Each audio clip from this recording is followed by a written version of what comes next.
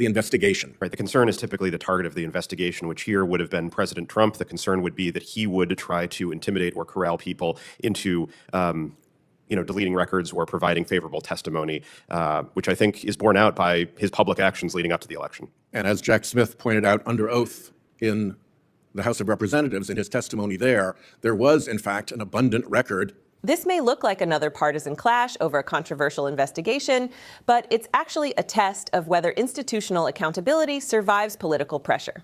What's really being tested here is whether investigative standards apply consistently, regardless of who holds power. This raises broader questions about memory, precedent, and selective outrage inside Congress. When similar legal tools are used under different administrations, does the reaction reflect principle or politics? In this video, we'll break down what this hearing reveals about oversight, investigative authority, and the deeper struggle between power and the rule of law. Thank you, Madam Chair. Let me start by rejecting the notion that the Department of Justice's investigation into the attack on the Capitol was worse than the attack on the Capitol. There's a real then and now problem here. Then, Chair Blackburn said the attack on the Capitol was, quote, truly despicable and unacceptable. Senator Cruz called it a violent terrorist attack on the Capitol. Senator Cornyn called for those who planned and participated in the violence to be prosecuted to the fullest extent of the law. Senator Hawley said those who attacked police and broke the law must be prosecuted. I agree with Mr. Romano that this was a righteous prosecution, but Trumpservience now requires amnesia. I'd like to put into the record, Madam Chair, the December 2024 IG report, if it has not already been put into the record. So this IG report reflects that the Trump Department of Justice in 2018 subpoenaed members of Congress, subpoenaed only Democrat members of Congress, also subpoenaed members of our congressional staff, and that the Trump Department of Justice in 2018 sought and obtained non-disclosure orders for those Democrat members of Congress whose toll records they had subpoenaed, and for congressional staff as well. The non-disclosure orders were renewed in 2019 and were renewed again in 2020. So through the Trump first term, Trump's Department of Justice was seeking and obtaining toll records from members of Congress of the other party.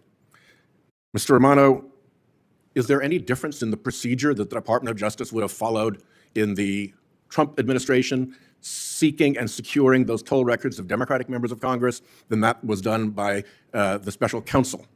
Not that I'm aware of, Senator. Subpoena, right. Then court order, seek a court order, and using just the numbers of the folks involved. That would be my assumption, yes. And I think the IG report bears that out. I'd also add that at various times what took place here, the toll record search has been described wrongly as a wiretap, wrongly as providing text information, and wrongly as providing geolocation data. Mr. Romano, Mr. Schwager, are any of those things available from a toll records request? No, they're not. No, Senator. And last, this question of the offense that some of my colleagues take by inferring an accusation that they would have been involved in the destruction of evidence, the intimidation of witnesses, or the tampering with the investigation. Does it make any sense to you, Mr. Romano? Is it customarily the subject of a toll records request who is the concern about tampering, intimidation, or destruction, or is it the subject of the investigation? Right. The concern is typically the target of the investigation, which here would have been President Trump. The concern would be that he would try to intimidate or corral people into deleting records or providing favorable testimony, which I think is borne out by his public actions leading up to the election. And as Jack Smith pointed out under oath in the House of Representatives in his testimony there was, in fact, an abundant record to give the prosecutors concern that Trump and his co-conspirators, his confederates, would do exactly that. Did you see Prosecutor Smith's testimony? I didn't see it. I read about it after the fact. Okay. And do you agree? I think the riot itself provides abundant evidence of concern that violent supporters of the president went to the Capitol to intimidate members of Congress. And these members were selected because the president and members of his conspiracy had called those numbers. Right. Thank you. In that moment, Senator Sheldon Whitehouse did not simply argue with his colleagues. He drew a line between memory and erasure. Standing before the committee, he rejected what he called a then and now problem. He reminded the chamber that in the immediate aftermath of January 6th, members of the very same party now questioning the investigation had described the events in stark, unambiguous terms. Truly despicable, unacceptable, a violent terrorist attack. Calls for prosecution to the fullest extent of the law. Those words were spoken clearly then. They were part of the public record. They were declarations of principle. And yet, as Whitehouse suggested, something shifted. What was once described as an assault on democratic order is now reframed by some as an overreach of law enforcement. What was once a demand for accountability is now characterized as partisan persecution. The senator's charge was simple but devastating. That loyalty to a political figure has, in some corners, required a selective forgetting, a kind of institutional amnesia. This hearing was not merely about toll records. It was not merely about subpoenas. It was about consistency, about whether the standards applied to one administration are the same standards applied to another.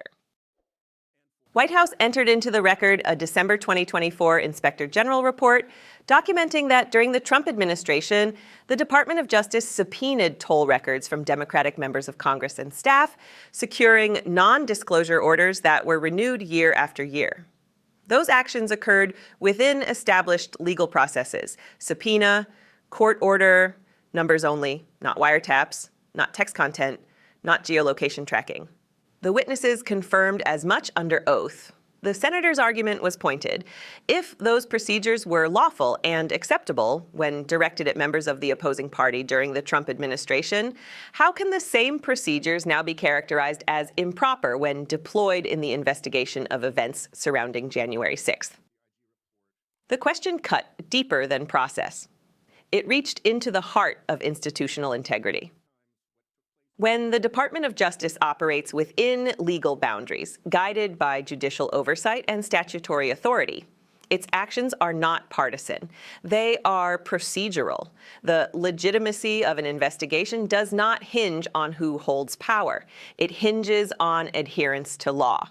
Whitehouse also addressed a more serious implication: the concern about intimidation, destruction of evidence, and interference. As one witness explained, toll record requests are not directed at those suspected of tampering. They are tools used when investigators fear interference from the target of the investigation. In this case, the concern, as articulated during testimony, was whether the former president or associates might attempt to influence witnesses or shape narratives. That concern was not born in a vacuum. It arose in the shadow of public statements, pressure campaigns, and the events of January 6th itself, when individuals entered the Capitol following weeks of rhetoric questioning the legitimacy of the election. Here, the hearing revealed something fundamental about American governance: the fragility of shared standards. In moments of crisis, leaders across parties often speak in moral absolutes. The defense of democratic institutions becomes a common language. But as time passes and political alignments harden, those absolutes are tested. What was once condemned becomes contextualized. What was once bipartisan becomes contested. The broader political context is unmistakable. Investigations into January 6th are not merely legal proceedings. They are reflections of how a nation interprets accountability. They test whether allegiance to an individual outweighs allegiance to institutions, whether the rule of law bends under partisan pressure. Whitehouse's remarks underscored an uncomfortable truth. Memory is political. Selective memory, even more so. When leaders reverse positions without acknowledgement, when yesterday's outrage becomes today's defense, public trust erodes. Justice in a democratic republic must be blind to party. It cannot be calibrated according to political convenience. If subpoenas were lawful in 2018, they remain lawful when applied in 2024, provided the same procedures are followed. If prosecution was righteous when demanded in the immediate aftermath of January 6th, it does not become illegitimate because it touches powerful figures. This is not about retribution. It is about precedent. Every investigation sets a marker. Every hearing defines the boundaries of oversight. And every public statement shapes the civic memory of what occurred. In the quiet exchanges about toll records and court orders, a larger narrative unfolded, one about whether accountability is situational or enduring, whether principle survives proximity to power. The American system is resilient, but it depends on consistency, on leaders who understand that today's majority can become tomorrow's minority, on institutions that operate beyond partisan tides. What happened on January 6th is recorded in history. What follows in its legal and political aftermath will determine how future generations understand responsibility. Will justice be measured evenly? Will oversight remain steadfast when it is politically inconvenient? Or will memory continue to fracture along party lines? The answers do not reside solely within one hearing room. They reside in the vigilance of the public, in citizens who demand clarity, in voters who expect coherence between words and actions. Democracy is not sustained by rhetoric alone. It is sustained by accountability. And in moments like this, when past statements collide with present defenses, the nation is reminded that the rule of law is only as strong as the courage to apply it consistently. History is watching, the record is permanent, and the integrity of the American system depends on whether leaders remember what they once said and why they said it. Stay informed, stay engaged, and subscribe to Liberty Report USA as we continue to examine power, principle, and the future of American democracy.